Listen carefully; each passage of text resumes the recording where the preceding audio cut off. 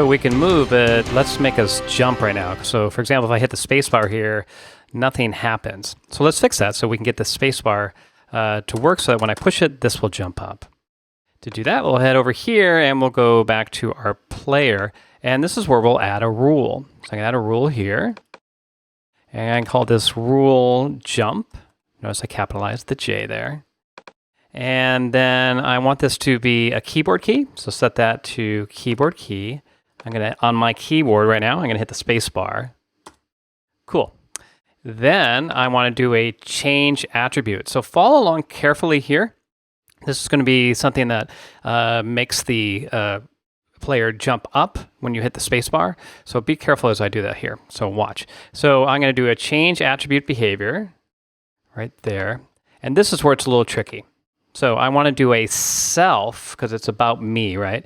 So self, just my actor, just this player, dot, and it's motion, okay? So it's movement, motion, dot, linear velocity, so the speed, the straight speed, dot y, because y is the up and down, right? Not the x. So I'm worried about my jump going like this. I'm not right now, I will later though, worried about trying to go this direction when I want my character to move.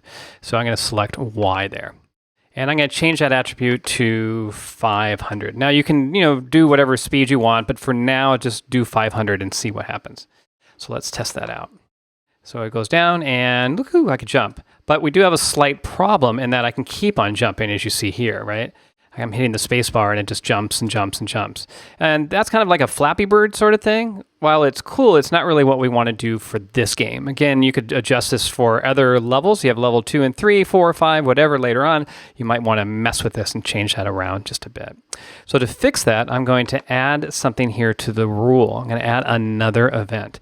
Now this is important. You'll notice here it says if all of the following conditions are valid. And that's what I want. So that all basically means and. So if this actor receives the keyboard key space and the next one, which is another collide behavior, or the first collide, I should say. So I'll say overlaps. Sorry. Receives event. Here we go. And it's going to be an overlaps or collides with the, there's only one other actor, floor.